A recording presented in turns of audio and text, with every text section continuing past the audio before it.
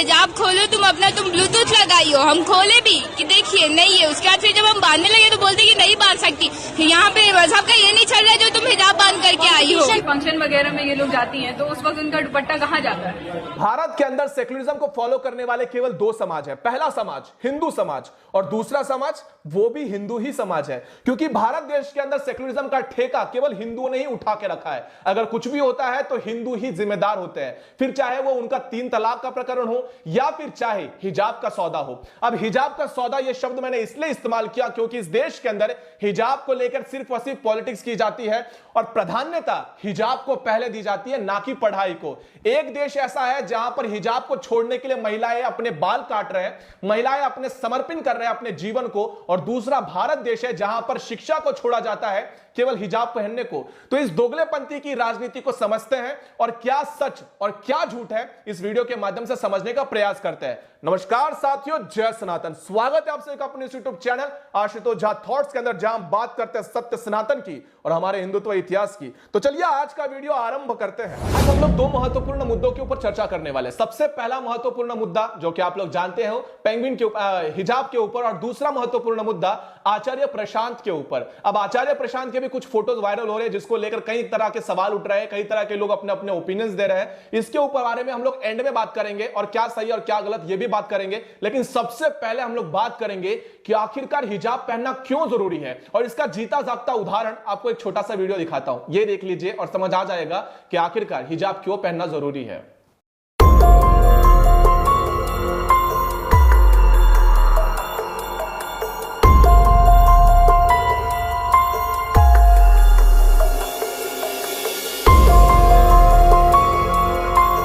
से उठकर वापस आ गया।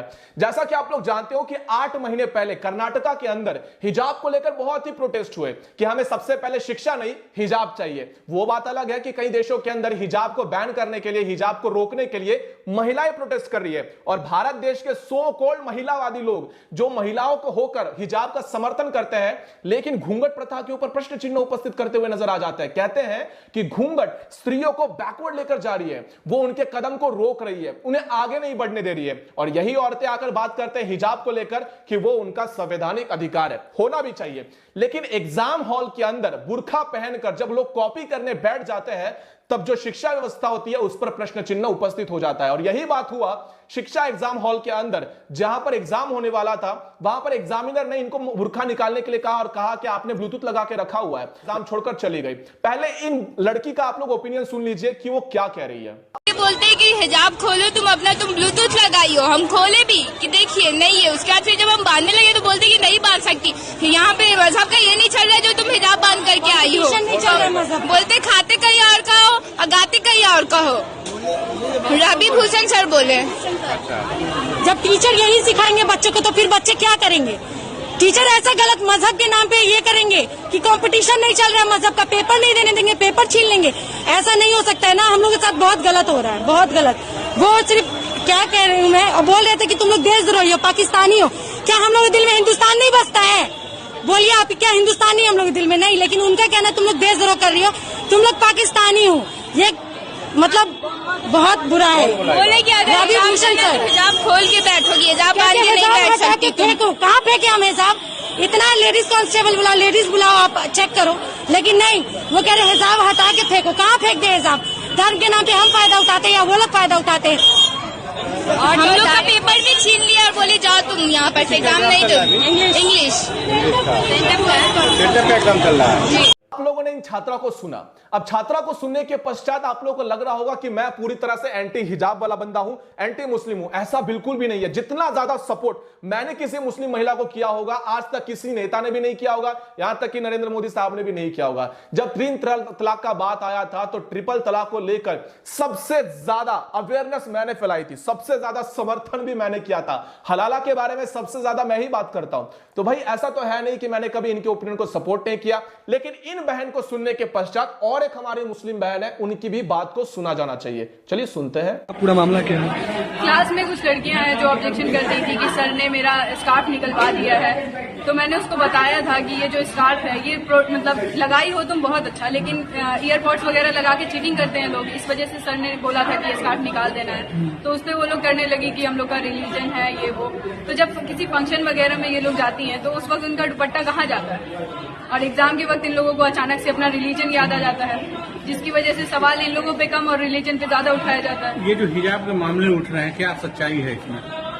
टीचर के द्वारा उनको बोला गया हिजाब हटाने के लिए, फिर उनको धर्म को नहीं लेकर सर, हिजाब हटाने कभी नहीं बोले किसी बच्चे को, सिर्फ इतना बोले हैं कि तुम लोग अपने कान खुले रखो, बस दैट्स इट। तो उस पे लड़कियों ने क्या कहा?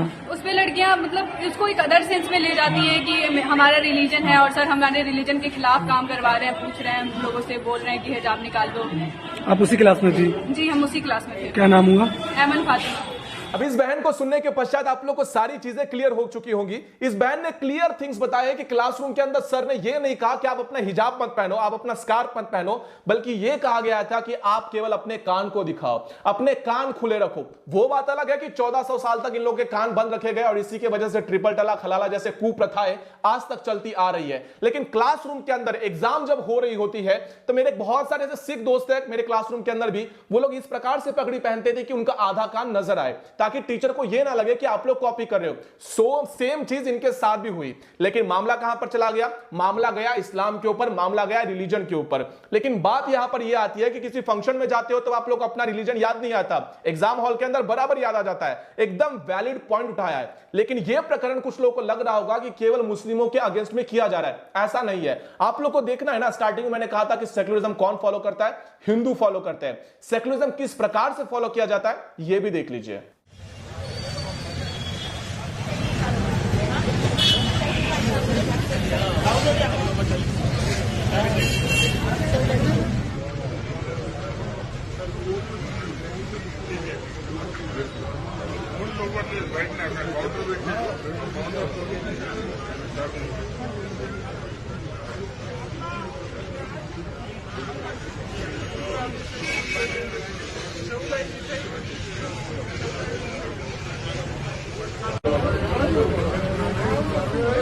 देख लिया, समझ लिया कौन सेक्युलरिज्म फॉलो करता है। हिंदुओं ने गले के अंदर मंगलसूत्र पहने होंगे, हिंदुओं ने गले के अंदर मालाएं पहनी होंगी, हाथ में कड़ा पहना होगा, पैरों के अंदर कुछ पहना होगा, सब कुछ निकाल के वहीं पर रख दिया।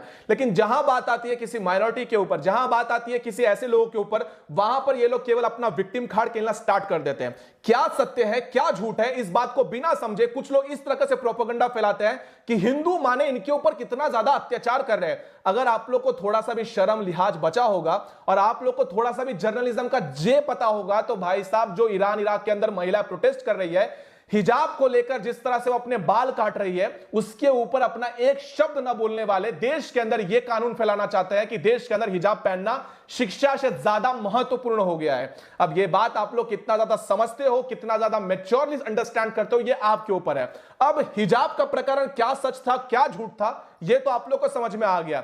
अब बात करते हैं हमारे देश के मॉडर्न साधुओं की, मॉडर्न फिलोसोफर्स की। इनके बारे में अपना क्या ओपिनियन है, यह भी वीडियो के इस पार्ट में समझने का प्रयास करते हैं। चलिए आचार्य प्रशांत के बारे में बात करते हैं। आचार्य प्रशांत अपने विचारों से, अपने वक्तव्य से देश के अंदर विचारों की क्रांति लाने वाले और युवकों को एक अलग सा मार्ग दिखाने वाले व्यक्तित्व में से एक व्यक्तित्व है।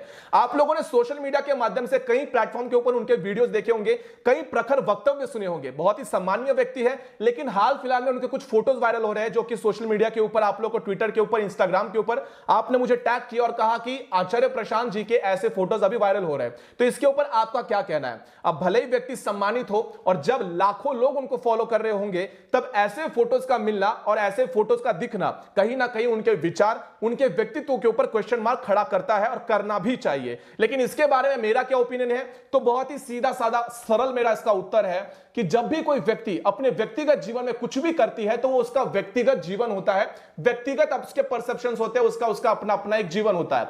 लेकिन जब लाखों लोग आपको फॉलो करते हैं, तब आप गांजा पीते हुए, भांग के पीते हुए या किसी भी प्रकार से मादक पदार्थ का सेवन करते हुए सोशल मीडिया के ऊपर फोटोज आपका वायरल होता है, तो युवकों के अंदर एक गलत संदेश जाता है कि हम जिन्हें जिन्हें फॉलो कर रहे हैं, क्या वो व्यक्ति उचित है या फिर अनुचित है। कुछ लोगों ने जस्टिफाई करते हुए कहा है कि महादेव के भक्त हैं तो वो भी गांजा पीते हैं। तो मेरा कहना यह है कि महादेव का भक्त कोई गांजा नहीं पीता है। हमारे साधु लोग जितने भी हैं वो आप लोग देखोगे तो आप लोग को कुंभ मेला के अंदर मैंने कुछ समय पहले देखा था कि रामदेव बाबा ने बहुत से साधुओं से जो हुक्का है, चिलम है, उनसे छुड़वाया है। तो बदलाव धीरे धीरे हो रहा है। आप लोग महादेव के नाम पर ये सारी अफवाह मत फैलाए कि महादेव के भक्त है तो चिलम तो पिएंगे ही, भांग तो पिएंगे ही। ये सारी चीजें गलत है। अब मैं अपने जीवन, व्यक्तिगत जीवन में मैं भी डांस करता हूं, मैं भी नाचता हूं, मैं भी गाता हूं, पीता हूं, लेकिन मैंने कभी दारू नहीं पिया, ना ही सिगरेट पिया और ना ही ऐसी मादक पदार्थ का मैं सेवन करता हूं।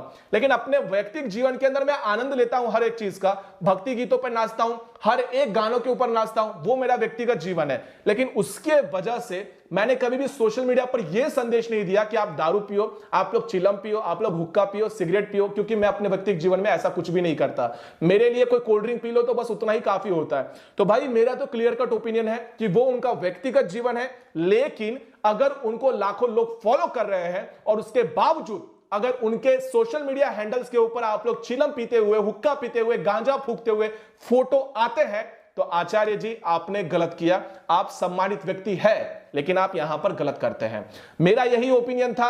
अब अगले वीडियो के अंदर मिलता हूं सनातन योग। तब तक के लिए जय सनातन।